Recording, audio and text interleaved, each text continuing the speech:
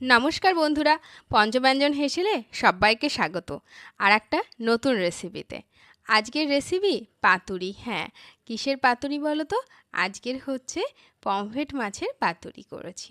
তো পমফ্রেট মাছের পাতুরি কিন্তু ভীষণ টেস্টি হয়। তো তার জন্য কি কি লাগছে চলো দেখি। আগে তো লাগছেই পমফ্রেট মাছটাকে এখানে আমরা ভালো করে ধুয়ে এবার একটু কেটে নিচ্ছি, যাতে এর মধ্যে লবণ মশলা সমস্ত কিছু খুব সুন্দরভাবে ঢুকে যায়।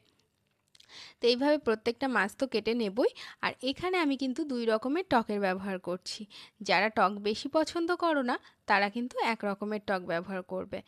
যেহেতু পমফ্রেট মাছটা একটু উগ্র গন্ধযুক্ত মাছ, সেই জন্য আমি এখানে গন্ধরাজ লেবু আর লবণটা দিয়ে আগে একটুখানি ম্যারিনেট করে রেখে দেব, সেটা 5 থেকে 10 মিনিটের জন্য। তো তোমরা যারা পছন্দ করবে না বেশি টক, তারা কিন্তু এই পর্যায়ের পরে কিন্তু আরেকবার ভালো করে ধুয়ে নিতে পারো।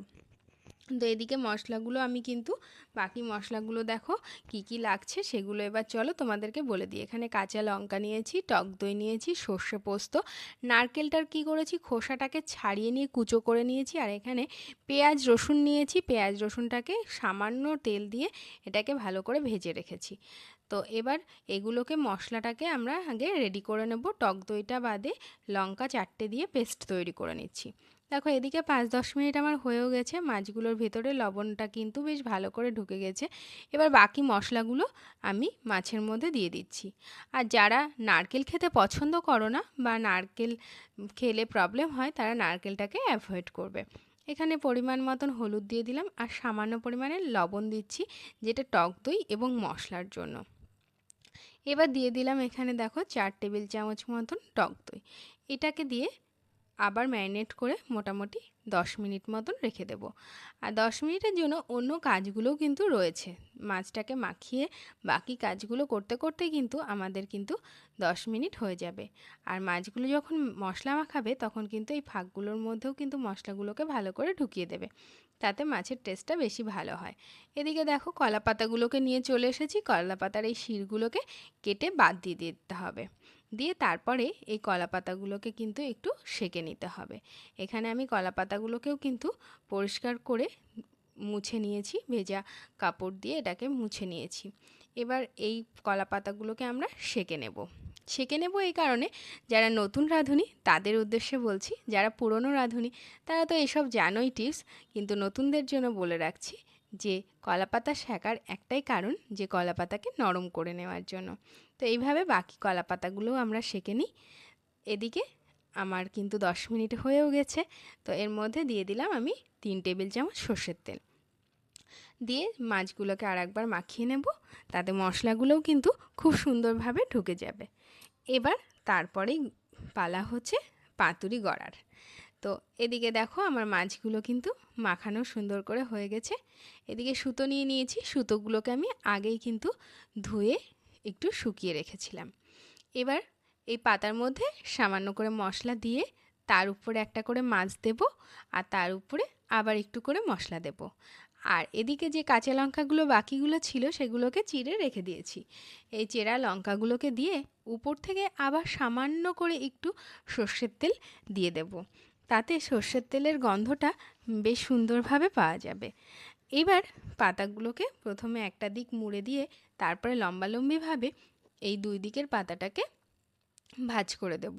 এতে কোনো দিক থেকেই মশলাটা বেরিয়ে আসার সম্ভাবনা থাকবে না। পাতা যদি একটু একটু ফাটাও থাকে, সেক্ষেত্রেও কিন্তু কোনোভাবেই কিন্তু মশলাটা বেরিয়ে আসবে না। তারপরে এইভাবে সুতো দিয়ে একটু বেঁধে দেব। আর সুতোটা আমি এখানে একটু মোটা সুতো নিয়েছি। তোমরা যদি রেলের সুতো ব্যবহার করো, সেক্ষেত্রে 2-3 প্যাচ করে নিও। তো এইভাবে দেখো আমার কিন্তু একটা পাতুরি গড়া হয়ে গেছে। এবার বাকি পাতুরিগুলোও কিন্তু এইভাবে আমি গড়ে নেব। দেখো পাতুরিগুলো সব গড়া হয়ে গেছে। চলো তোমাদেরকে একবার দেখিয়ে দিই। এদিকে কড়াইটাও বসিয়ে দিয়েছি গরম হতে। দেখো কত সুন্দরভাবে কিন্তু পাতুরিগুলো প্রত্যেকটা পাতুরি গড়া হয়ে গেছে। এবার এদিকে কড়াইটাও কিন্তু গরম হয়ে গেল। তোমাদের সঙ্গে কথা বলতে বলতে দিয়ে দিচ্ছি একটু সর্ষের তেল। সর্ষের তেলটা একটু কড়াইয়ে স্প্রেড করে দেব। দিয়ে যেহেতু কড়াইটা গরমই ছিল, এইবার কিন্তু সিম আঁচে পুরো রান্নাটা হবে। এইবার আমি এর মধ্যে দুটো করে পাতুরি দেব, কারণ আমি যেহেতু কড়াইটা একটু ছোট কড়াই নিয়েছি, তো সেই জন্য এখানে কিন্তু দুটোর বেশি আটবে না। তো এবার একটা ঢাকনা দিয়ে দেব। ঢাকনা দিয়ে দিলে জিনিসটা ভেতর থেকে খুব সুন্দরভাবে হবে। আর যেই দেখবে চটপট চটপট করে শব্দ হচ্ছে, বুঝে যাবে একটা পাশ হয়ে গেছে। এইভাবে উল্টে পাল্টে সেঁকে নিলেই কিন্তু তৈরি হয়ে যাবে আমাদের পমফ্রেট মাছের পাতুরি। এই রেসিপিটা কিন্তু যেমন মানে ঝামেলা খুব কম, আর ঠিক তেমনি কিন্তু খুব সুস্বাদু হয় খেতে। পমফ্রেট মাছের যে উগ্র গন্ধ যারা পছন্দ করো না, তাদের জন্য কিন্তু এই পাতুরির রেসিপিটা অবশ্যই তারা ট্রাই করবে। তাদের কিন্তু একটু গন্ধ লাগবে না এই পমফ্রেট মাছের পাতুরির রেসিপিটা। তো এইভাবে কিন্তু আমার কিন্তু দেখো দুটো পাতুরি কিন্তু আমার তৈরি হয়ে গেল। এই দুটোকে আমি তুলে নিচ্ছি, নিয়ে আবার সামান্য একটুখানি সর্ষের তেল দিয়ে দেব। আর পাতুরিতে কিন্তু অবশ্যই সর্ষের তেলটাই ব্যবহার করবে, তাহলে পাতুরির গন্ধটা কিন্তু খুব সুন্দর আসে। এবার আবার দুটো বসিয়ে দিচ্ছি, দিয়ে আবার খানিকক্ষণের জন্য ঢাকা দিয়ে দেব। এইভাবে বাকি পাতুরিগুলোও কিন্তু আমি গড়ে নেব। তো তোমরা কে কে এখনও পর্যন্ত কলাপাতার এই যে ভাপা গন্ধটা ভালোবাসো, বা কলাপাতায় ভাত খেতে ভীষণ পছন্দ করো গরম ভাত, তারা অবশ্যই কমেন্ট বক্সে জানাবে আমাকে। আমি কিন্তু ভীষণ ভালোবাসি কলাপাতায় এখনও ভাত খেতে। তো আবার ঢাকা দিয়ে দিলাম। এইভাবে বাকি পাতুরিগুলো গড়ে নেব। দেখো কেমন ফুলেছে, বুঝতেই পারছো যে ভিতরে কিন্তু খুব সুন্দরভাবে মশলাটা কুক হয়েছে।